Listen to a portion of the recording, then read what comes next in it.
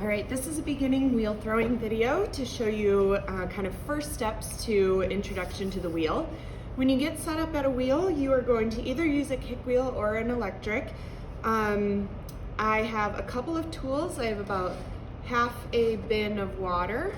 I have a wooden rib, a wooden modeling tool, a potter's needle, a sponge, a chunk of clay from the bucket, and a bat if I have bat pins on my wheel. So these little nugs right here are bat pins, and if you have one, you need a bat to go right on top there.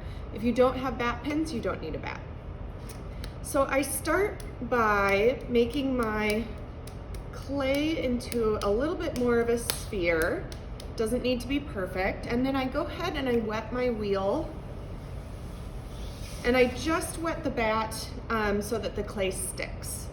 So I'm gonna just kind of give it a nice plop there. And I like to kind of angle my hands just to make sure that it's nice and stuck.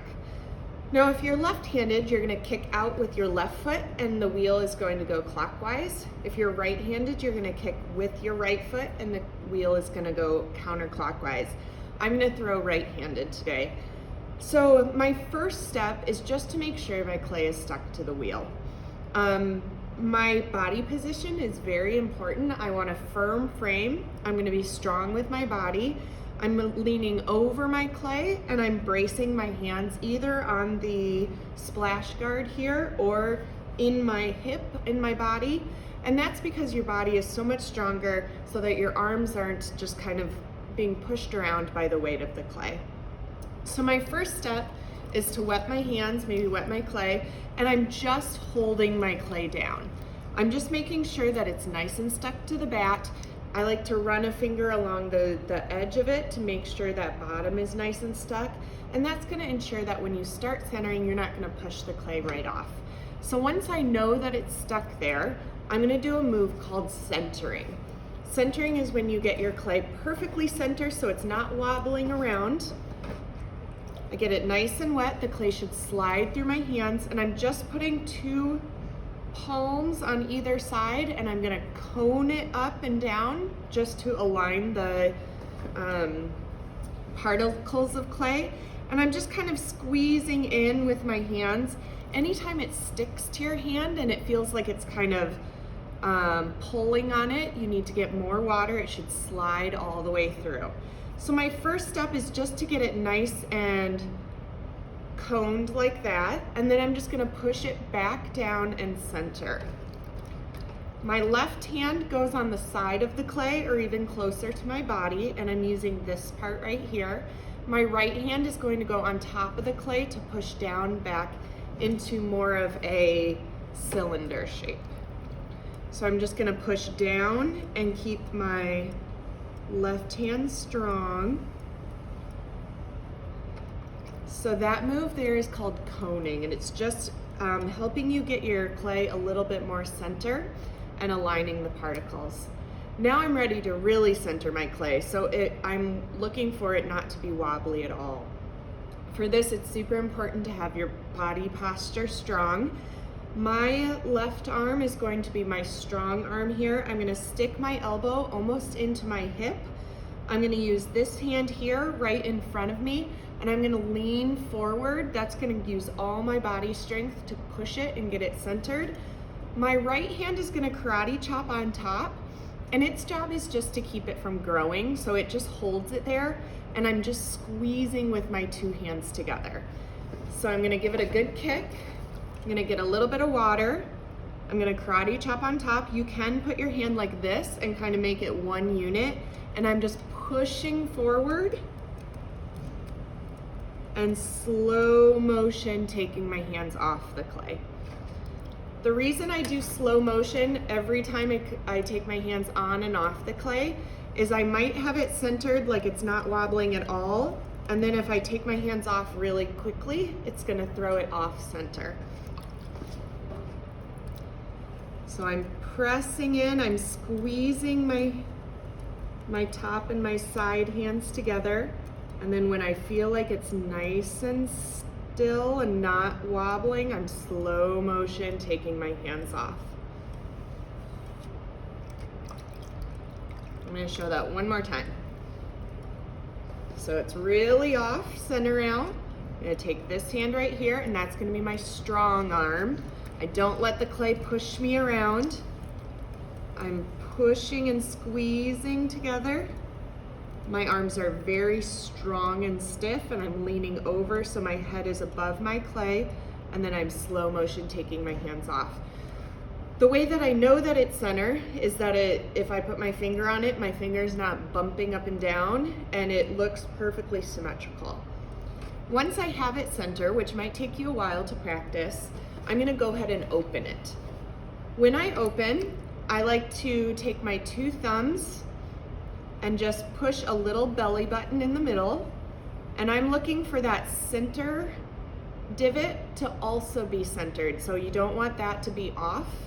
If it is off a little bit, if you try to open like not in the very center, one side of your wall is gonna be thick, the other side is gonna be thin, so that when you pull up your walls, one is taller than the other. And so if you notice when you pull up, one side is taller than the other, what happened is when you opened, it wasn't in the very center. Once I have a little divot there, I'm gonna take my 2 fingers, like I'm gonna do like the I love you sign, and take my 2 fingers. I'm gonna find the very center where it's not moving, and I'm just going to press slowly down. Anytime you feel that the clay is sticky and kind of pulling on your hand, you need more water, so it should slide through gently. I'm pushing down. Obviously, I don't want to go all the way to the bat because then I would have a hole in the bottom of my pot. So what I'm aiming for is about a 1/2 inch off of the bat.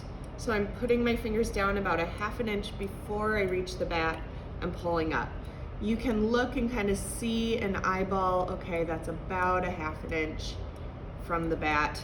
You'll get practice knowing kind of how thick you want. It's better at first to have too thick than too thin. Too thin, you're just gonna have a hole in your pot, and too thick, you can trim the next day when you flip it over and you trim the foot. Once I have the hole down, I'm then gonna take those 2 fingers and I'm gonna pull directly towards myself. I wanna pull very horizontally so that the bottom of my pot is nice and flat. If I pull and I pull up and towards me, I'm gonna have kind of a V at the bottom. If I pull and pull down and towards me, you're gonna have kind of a hump in the bottom. So I wanna make sure I'm gonna put my fingers right to where I stopped, and I'm gonna slowly pull, just nice and easy. Everything you do from here on out is nice and slow. If I need a little more water because it's sticking, I'm gonna slow motion take my hands off. Every time you take your hands on, every time you take them off, it's gonna be nice slow motion. Another rule we have is you don't touch your clay if your wheel's not moving. So if I was stopped and I was like messing with it, you don't want to do that. Now that I have it opened, you open it as far as your project you want. So I just did it about a coffee cup. So if I look down in, it kind of looks like a coffee cup on the bottom. If you want a wide bowl, maybe you would pull a little more. If you want a tall vase, maybe you would pull a little less. Now I'm going to use my first tool. I'm going to use a wooden modeling tool. And the reason I use this is that it has a nice 90-degree angle right here. And what I want to do is I want to put that 90 degrees right into the inside edge of my pot, so it makes the bottom nice and flat and it makes the side nice and 90 degrees going up, almost like looking into a coffee cup. Now from here on out, I'm going to work at 3 o'clock. So that means if you look at your clay like a clock face, here's 12, 3, 6, 9. I'm going to be working at 3 o'clock. If you're left-handed, you'll be working at 9. And I just hold my tool a little bit at an angle like this so that it doesn't like chatter like that. The clay should slide smoothly that way. And I'm just going to gently put it down, and I'm just compressing the bottom and flattening it out. And we know that clay gets stronger with compression, so that also strengthens the bottom so that it doesn't crack on the bottom. and it makes my side nice and smooth as well. I want to do that. I want to make sure the bottom looks nice before I do my next step, which is pull up the walls. Because if you pull up the walls and in, you're not going to be able to reach that bottom when you come to a close. Now it's time to pull up. So we've coned, we've centered, we've opened, and now it's time to pull up the walls. Even if I'm making a bowl, my first pull is going to be up into the center. The centrifugal force of the wheel is going to want to pull your bowl out, and it might flop. So we always go up into like more of a cylinder and then lay out the bowl and then stop there. So what I do is I'm almost pinching my fingers tips together at 3 o'clock. I'm not sliding around. My elbows are nice and tight to my body. So really my arms are just going up and down. They're not wiggling around. So my elbows are tight. This hand goes on the inside. This one goes on the outside. And I'm squeezing them together. And at this stage, my outside hand is going to be stronger than my inside because I want it to go up and in. I'm going to get a little bit more water so it slides through. Give it a little kick. I'm going to repeat that. So I'm squeezing and I'm pushing a little bit stronger with my outside hand, and I'm pulling up and in. One thing that beginner potters usually do is they have lots of thick clay down here, and it's easy to pinch and squeeze the top too thin. So my strongest I'm squeezing is on the bottom because there's more clay down there, so I'm squeezing quite strong. And then as I pull up, I'm really not squeezing very strong at all because it's already pretty thin and I don't want to pinch it tight. When I get to the top, I like to just level it off so that I make sure it's not too thin, just like that. If there's any water sitting down in your bowl, I'm gonna go ahead and get a sponge and I'm gonna squeegee it out, just like that. Now, sometimes I like to use a sponge on my outside hand, and I'm doing the same exact pull, but it just spreads the pressure a little bit easier, and so that's just one technique that you could use if it's helpful. So you'll notice that mine has a little bit of a cone shape right now. I am going to be trying to get that clay weight up and get more height. I want the thickness of my walls to be about 1/4 of an inch all the way around so that I have a nice cross section. If you cut this apart, it's the same thickness all the way around. And that's really the first step of doing a nice job with your throwing, is a good thickness. Once I have my walls as even as I want them and they're nice and thin, then I can go ahead and start shaping. Let's say I wanted this to be just a bowl, simple bowl. That's your first project. I'm going to want to push from the inside a little bit more than the outside now. So now I do the same move, but this time I'm pushing from the inside, and I'm doing it nice and slow to allow that clay to stretch. Still at 3 o'clock. And I'm just widening out that bowl. Now, one thing that happened was my clay had a little bit of a weird lump in it, and so it split when I did a dramatic move there. It split right here. I was feeling the hard piece of clay in there and I was hoping it wouldn't show itself, but this is a good chance for me to show you how to trim off a lip like this. If you have an imperfection in your lid, or maybe it's not as even as you want, you can go ahead and trim that off if you have enough clay.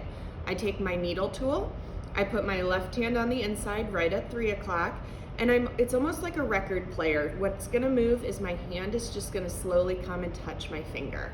So I give it a nice little kick, I find where I want it to trim, and I'm just slowly moving my needle tool to hit my hand for a full rotation, and then I can just bring that right off.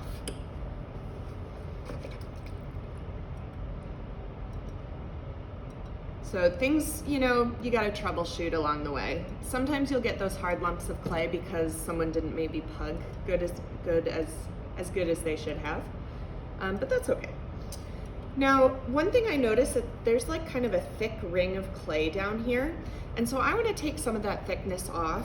Some people like to trim that off the next day when we trim a foot, but I don't really love trimming. So I'm going to try to get some of that weight off right now.